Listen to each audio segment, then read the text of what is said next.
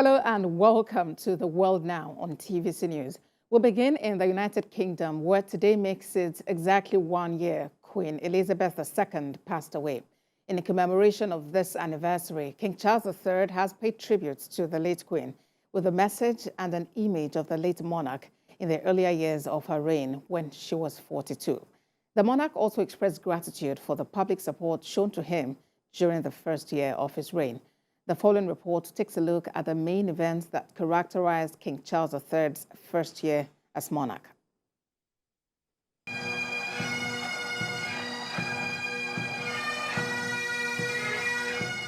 Following the death of Her Majesty Queen Elizabeth II, the new king led the nation in mourning for its longest reigning monarch.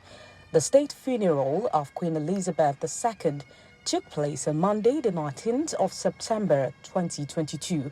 It was the first state funeral to be televised in Britain and had over 29 million views.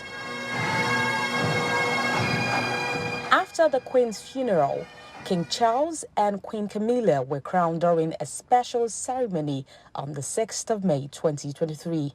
More than 2,000 people from 203 countries attended Westminster Abbey in London for the historic service.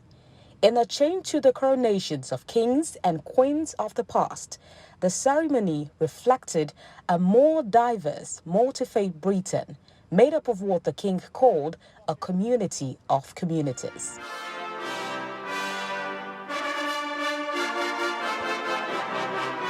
But all is not rosy for the new monarch. Protests against the monarchy have become a much more regular and visible part of royal events, with people shouting out against the royal family during occasions such as Queen Elizabeth II's funeral and the king's coronation. Some protests even resulted in people being arrested. Stop my king! Stop my king! Stop my king! Stop my king! Another controversial time for the royal family came in January as Prince Harry wrote a book about his difficult relationship with his family, and in particular his brother Prince William and his dad King Charles.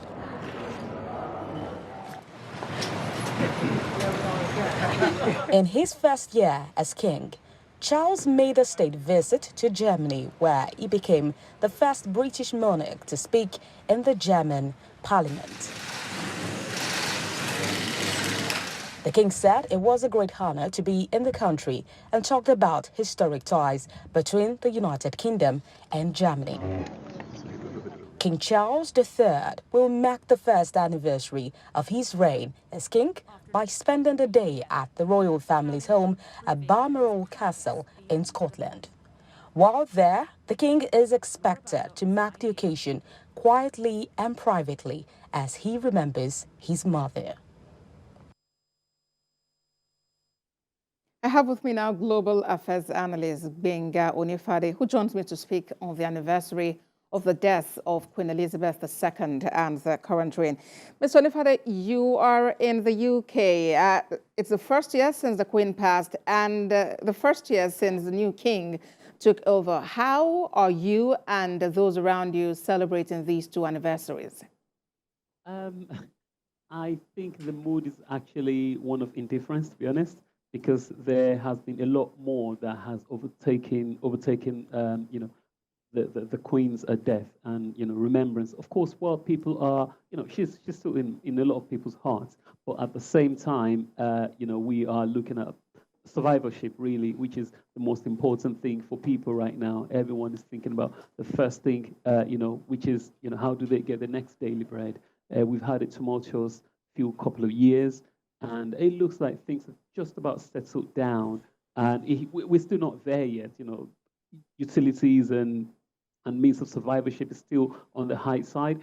So while things are quite sober, she's quite, she's been remembered by people in the heart, but at the same time, people are not getting out of their way to, to pay their respects, so to speak. All right, and we know that following the Queen's passing, there were some levels of protest. You heard the chant, "Not my king." How has the king been accepted since that time? What is the level of acceptability? And has he been able to convert the goodwill and love that Her late Majesty enjoyed to this new reign?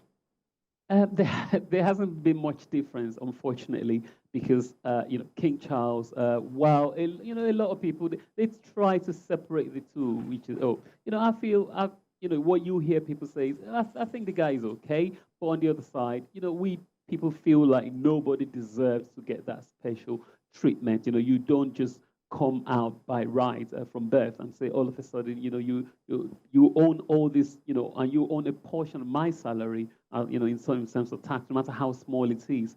I think the real test will be in November when he celebrates his, I think, 75th birthday, and he actually will be officially out there. I mean, people don't mind the odd bank holiday as a result of him being betrothed the throne, the crown.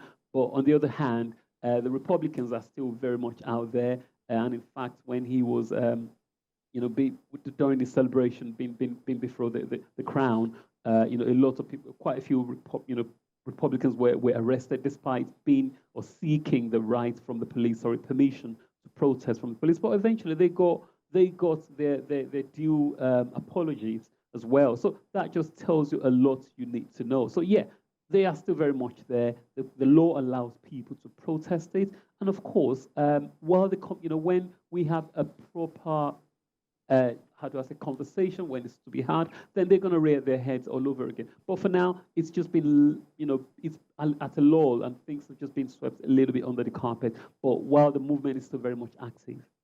And we know that the last 1 year might not have been all rosy for the king, especially with the cost of living crisis in England. Well, that may not be his direct responsibility, considering it's the Prime Minister and his cabinet handling all of that. But how has that impacted this reign? Again, it's a two-pronged approach. You do have the government trying very hard to convince the people, listen, you're only paying 20p annually from whatever it costs you, really, and that's how much it goes to this to this person. But people are saying, this person you are paying is already worth multiple billions anyway. Why does he need some of my money to survive? That's number one. Number two, if you look at the cost of the coronation, even though according to the government, again, the government have what they call a spin department, try to make sure things are rewarded in such a way that it does get acceptance by the people. But again, in the spin department, but again, if you look at how much was spent, and people are talking about, in this day and age, 21st century, we do have people who, the next meal, they don't know where it's going to come from. We're talking about a country as big as England, or as rich as England. So, of course, it's still very much on people's mind. It's still very much there. And yes, it's not the cost, but unfortunately, people are not warming up to it. All right, and we'll have to just leave the conversation there. Global Affairs Analyst Benga Onifade, thank you for talking to us on The World Now. Thanks for having me.